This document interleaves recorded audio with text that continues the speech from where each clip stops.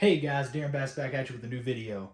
I was sitting here the other day and I came to a conundrum. I don't really have a good dedicated coyote rifle in my safe, or just varmint rifle in particular, right? Something that can effectively take care of coyotes while also taking care of stuff like hogs and maybe even deer, stuff like that, well, without much struggle.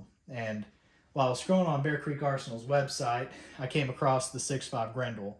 Now, when I was in high school, I heard quite a bit about this round at the time. It kind of gained popularity around the time I was in high school for a little bit. And then it just kind of faded away and I forgot about it even existing. But when I was on their website, I seen I could get this $310 upper. It was a stainless steel barrel it was fluted, heavy barrel. I haven't seen many complaints about them on accuracy or anything.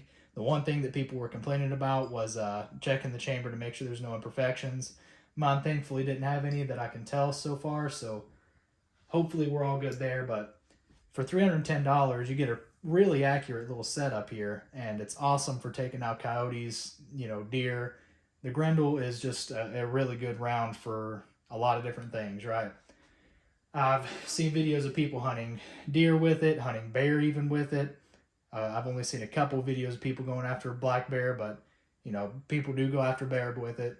Hogs, I mean, just all types of animals that I just really didn't expect this little 6.5 Grendel to be able to take. Because if you compare it here, on the left there, if this will focus on it, maybe. Well, anyway, on the left here, we got a 6.5 Creedmoor. If you look at it, on the right, we've got the Grendel. Now, I've got them matched up bottom of the case right there. It's quite a bit shorter. Now, this is I believe, a 123 grain SST in the 6.5 Grendel. And this is a 129 grain Sierra Game King in the 6.5 Creedmoor. There's quite a bit of difference between the two as far as size goes for them to be so close in grain, right? And it made me worry at first because I thought, maybe I might have selected the wrong caliber. I should have just got an AR-10 and got it chambered in, 243 or 308. Just went with something different in general that would be better for multi-purpose. But from the videos I've seen guys dropping white-tailed deer with them without any problems, hogs without any issues, and then obviously it makes an awesome coyote round. For the price that you pay for this upper, you can't beat them. And I mean, that's to be said. I own 3 Bear Creek Arsenal uppers right now. One in 5.56, one 350 Legend, and then this one now in 6.5 Grendel. And for the money, I feel like you can't beat it. You're paying anywhere between $250 and $400 for pretty good quality uppers. And if you get it and it's messed up, all you got to do is contact their customer support, and they get everything sorted out for you. Anything major, they'll fix it. Anything minor, they'll fix it. They'll pay for you to send it back.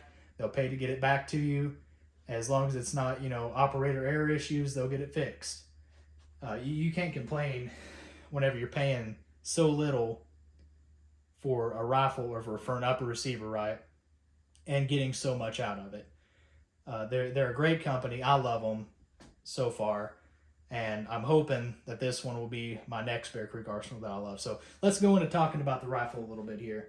Again, upper receiver, Bear Creek Arsenal, 6.5 Grendel. I did not get the side charging for this one. This is the regular AR style charging handle, everything else.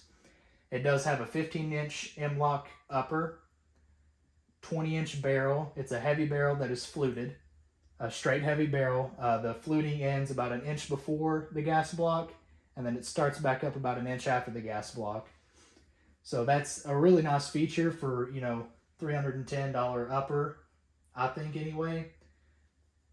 Moving on from that, they've got their spiral muzzle brake up front. I don't know if it really does anything too special or if it's just a basic muzzle brake. I can't really tell the difference between a regular A2 and that one, but, it might just be their own trademark muzzle brake, For the scope, I went with the Bushnell gauge, 3-12 by 42. Now, the reason I went with this scope for the money, again, this is a budget build. I was trying to keep it as low as possible while getting as much of it out of it as possible. And for this scope to be $270, it's not too bad. The only complaint that I really have with it is the size of the crosshairs. It's got really fine crosshairs, but I feel like if you practice with it enough and just kind of get used to it, it'll be just fine. Other than that, it's got a really nice MOA reticle on the inside. It's got a side parallax adjustment, locking turrets. Now, the one thing I do have to complain about it is that the turrets are not very tactile. You can't hear the clicks very well, so you do have to pay attention and watch where you're clicking. Other than that, it does track very well. This one tracks very well, and the one that I have on my Ruger 1022, it's a 2.5 to 10 by 44 or a 42, and it tracks amazingly as well. The last feature that I really love about these scopes is the fact that I can return to zero with my fingers. I don't have to bring screwdrivers or a quarter or try to find a special tool. It's ready to go. Last thing it comes with is just some scope caps. They're just Butler Creek scope caps. They've rebranded as Bushnell, but you know, they work good. They do the job well, and just everything together on this rifle, I think it looks really good. Again, the paint job might not match exactly, but it matches close enough. It's a nice little camouflage paint job. It matches for pretty much everywhere that I've hunted before.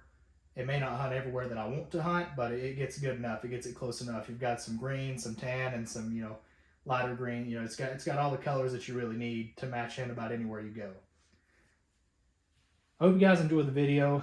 I'm trying to get a range day set up. I know I'll still do you guys a video with the 350 Legend to show that it's fixed and that everything's working right.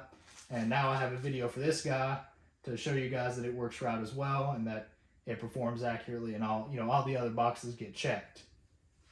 If you guys would like to see a long range video with this rifle, I've heard that 6.5 Grendel goes pretty far out there pretty accurately. So if you guys want me to try to set something up where I take out and shoot, 500-600 yards, that's about the max that I can reach right here while I'm in Kansas. But if you guys like a video like that, just let me know, leave it in the comments. If you have any questions about anything, again, drop it in the comment section. I like to answer back as soon as I'm able to. Other than that, you guys stay safe, like, comment, subscribe, and I'll see you in the next one.